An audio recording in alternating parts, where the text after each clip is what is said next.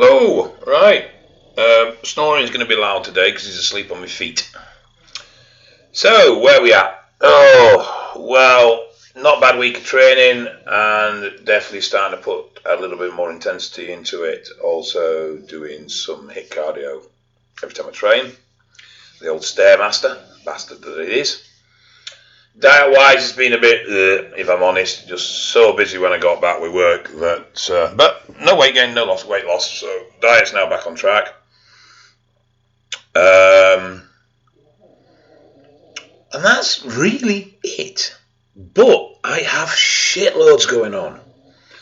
So we're now in episode 6 of Drugs and Stuff with Scott McNally on Advices Radio, and that seems to be going down really well and starts to be gaining momentum. So we have Word of the Week, which is where I give Scott a English phrase, terminology word.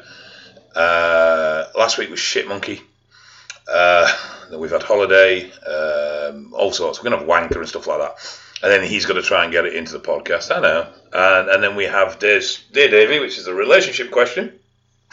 And obviously user questions and such like that. So no, it seems to be going really well.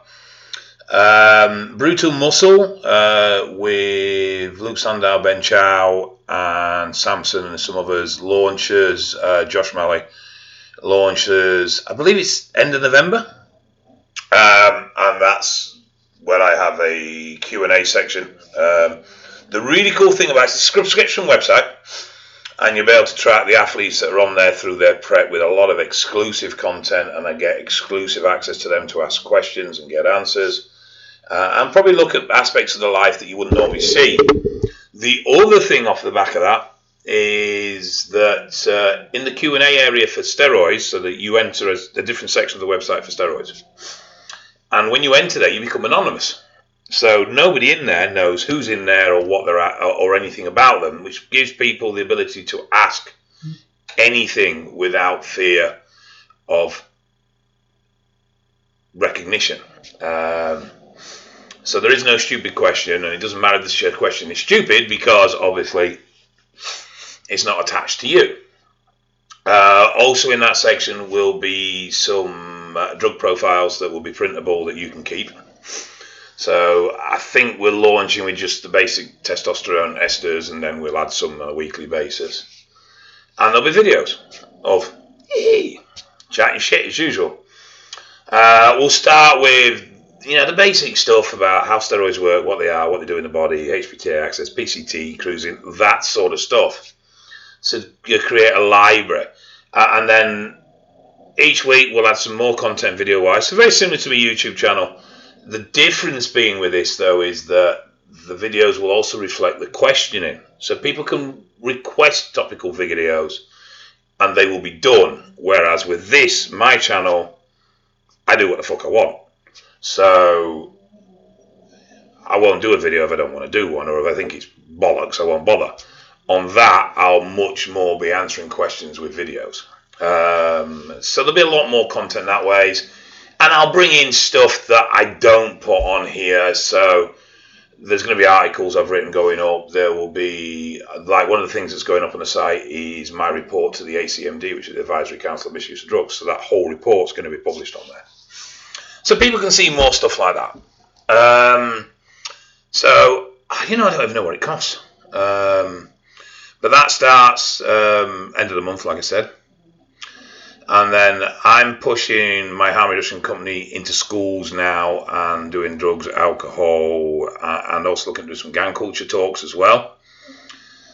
I've got a business partner coming in with that with me who's been working with difficult, troubled kids and young offenders for about 25, 30 years, a good friend of mine. So we start pushing that hard in the new year. And I'm back doing the military presentations, though that has changed dramatically, and I'm going to be doing more drugs and alcohol presentation work than I am steroid work. That's very much on the low key now. Budget cuts, basically. They're allowed 250 presentations a year, and the military gets more problems with alcohol and more problems with drugs than it does with steroids. So, camera for some. Catch up. Come on, that's better. So, as a result, obviously the main focus will be on that, but that kicks off week, 2 weeks, possibly. I've got to go down on Friday of next week to, it's Friday today, of next week to run through the new presentations with the company. So really post that, we should be up and running. And I think that's it. In court Monday and Tuesday on a trial case. And yeah, not much else to say on that front, really. There was, I don't know. This week I say goodbye to, for fuck's sake, the picture's frozen again. And what a place to freeze. I don't know if this is still recording or not. Computer seems to be having a dicky fucking fit this morning. Oh, we're back. Right. Hopefully that hasn't glitched and sound has continued even if it's fucking frozen. Oh, Now it's annoying me. I don't like technology. It fucking frustrates me. This may be that I need a new computer. But it ain't happening. I'm too tight to buy one. I'm a Yorkshireman. What can I say? Until it actually blows up, it will carry on working. I achieved a goal of mine this week. And it was a materialistic goal. So it's not really relevant what it is. And I got all excited about it. And then I started thinking, really? Of all the things I have in my life to celebrate, I'm getting excited about a materialistic achievement. A purchase. And no, I'm not telling you what it is. You can fuck off. But, and I started really thinking, or questioning my values a little bit. And it was like, really? That's what's important to me? And I mean, to be fair, the piss I've taken out of things, I should be thankful I'm still fucking alive and being able to talk to you, because really I should be fucking dead. And we're not just talking about the drugs or the body weight size. Fuck me, I've done some stupid shit. Well, I was killed once, I got crushed. I used to off-road and I raced a monster truck when the roll cage wasn't even attached to the chassis. It was just welded to the bodywork. Yeah, that wasn't right. I didn't even fit in the seat properly, so I had one arse cheek hanging out of the seat when I raced. Fucking hurt me back for weeks after that. I've done all sorts of mental stuff over the years. Got myself in stupid scrapes with fucking stupid people where I should have been dead. And yeah, you know, so really celebrating the purchase of something did seem a little bit shallow. And I really questioned why I'd done it. And yeah, you can argue, well, work hard, you deserve these little treats in life, and it'll give you pleasure and enjoyment. And potentially it will, but not as much as my health would, or not as much as spending time with my family would. And the only problem is with purchasing something like that, you then got to pay for it, which means you've got more pressure to work. And as a result of that, then that can take away from family time. And I just thought, you know, all right, I've done it, it's done. But be wary, because I'm starting to head down a path or create a scenario where I'm going to start chasing financial success at the cost of personal success within me as an individual.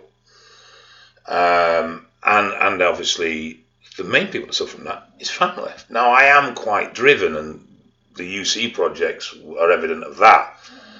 And I got a little bit of a workaholic off the back of that. And then obviously I've had the heart thing, which has tempered me a little bit.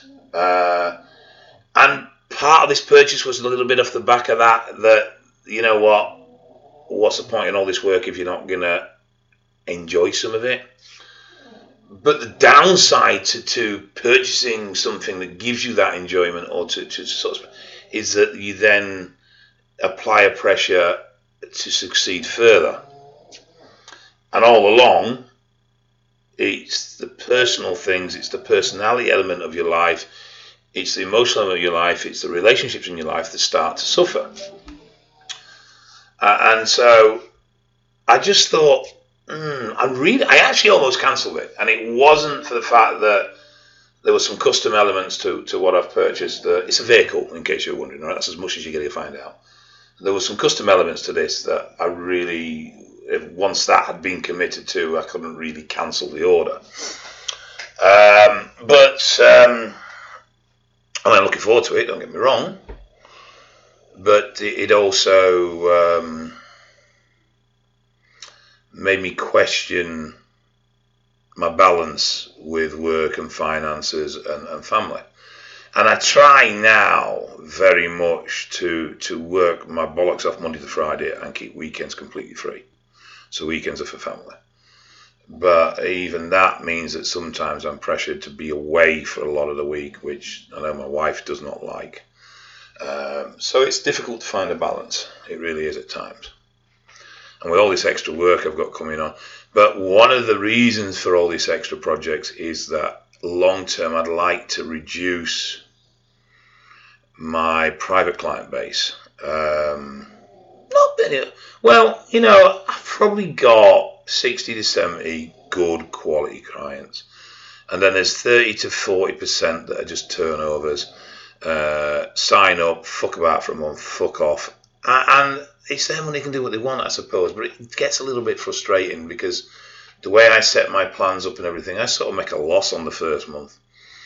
And I'm sort of getting a bit like, I'll help anyone, I really will, and I don't mind working with anyone, and I've got a wide range of athletes from powerlifters that are competitive, to powerlifters that are social, to strongmen, to guys that just want to be a bit bigger, to people that just want a slight change in what they're doing. So, it is quite varied. But that 20% that fuck you about do sour it, they really do. Not always intentional. People come with the best intentions, and then when they realise it actually involves work and not just a shitload of drugs, then they start to get cold feet. But anyway, the other thing, off the back of that, what I did do was I created a plan package now. So obviously I've got my coaching services that I do. I charge £100 a month for that. But I've developed a plan package which is 140 quid, which provides you with 2 diets and instructions on how to transition from one diet to the next diet, and then how to progress with that diet. 3 training plans, a sub list, and a cycle, all tailored to you. So they're £140. So if anyone is interested, I'm going to take the opportunity to advertise myself here. Drop us an email at dave@crosslands.org.uk. Yeah, that one in the background there. Anyway, I digress. So, yes, quite ironic, really. I'm talking about focusing too much on finances, and I'm advertising my work so I get more finances. But I don't think there's anything wrong. But I do think it's healthy to just stop and assess if you're spending to keep up with the Joneses, or you're spending because you desire, and you desire for the right reasons, sort of thing, if you know what I mean. And you're not just buying a status symbol for the sake of it, but also to assess and put value in the non-monetary things in your life. I mean, I live in an absolutely beautiful location. Don't look the best today, to be honest. It looks a bit fucking shitty out there. But I have house is 3 stories at the back, and I have a basement sort of style office suite, which has huge windows and doors looking down over the valley, over 4.5 acres of farmland, which is ours as well. And absolutely stunning views. I mean, they're uninterrupted. It's just trees and fields and hills, and only when the trees are absolutely bare in the middle of winter, like they are starting to get now, can you see any other buildings. Stunning. And that's more valuable than any vehicle parked on my driveway, and that's more valuable than any watch or anything materialistic, really. I mean, it's just, I love the view, and it's beautiful. Even these snory shitbags that piss me off constantly, like this one living under the desk. Yeah, you. You know what I mean? They've got a unquantifiable value, non-financial value.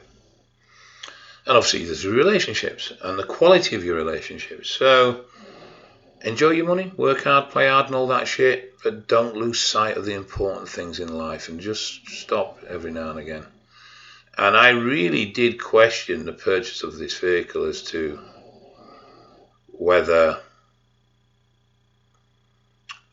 it was a purely materialistic ego thing, or whether there was actually pleasure and enjoyment in what I was buying. And the other thing is, it means I've got to get rid of my old Bessie. And I'm very attached to that car. I'm very emotionally attached to that car. For those that don't know, I have a 2005 Range Rover, which I can no longer keep because I don't have the room. And it was effectively a gift from my mother. When my mother passed away, in her will, and I've got two brothers, and she left money to all three of us, and she stipulated in the will that we had to purchase something we'd always wanted. So she said the money was there to enjoy. And that was actually in a will, she said this. So I bought this Range Rover. And I've had it 5 years now. And she's starting to show her age. I mean, she's got high mileage, but she's been well looked after. And I'm genuinely sad to see her go. But there's just no way I can keep it, so it has to. That actually goes tonight. It's quite depressing, really. But anyway, I've rambled on enough, but it got me thinking about our values, and not only that when we achieve a financial goal or a materialistic goal, be it a car or a house or whatever it is, that sometimes it creates a trap that forces us into more financials, and as a result, probably the more important things in our lives start to get a little bit neglected. So, on that note, I will fuck off. Oh, yeah, and apparently, according to a comment on the last video, I look really fucking old. That pissed me off. I don't think I look that bad for nearly 50, do I? Do I really look that bad for nearly 50? I know I'm ugly. No spring chicken. I really think I look that bad. What do you think? Ooh, you hear them cracks? Fucking hell. That shows I am nearly 50. Right, anyway, on that note, I'm going to fuck off. Bye-bye.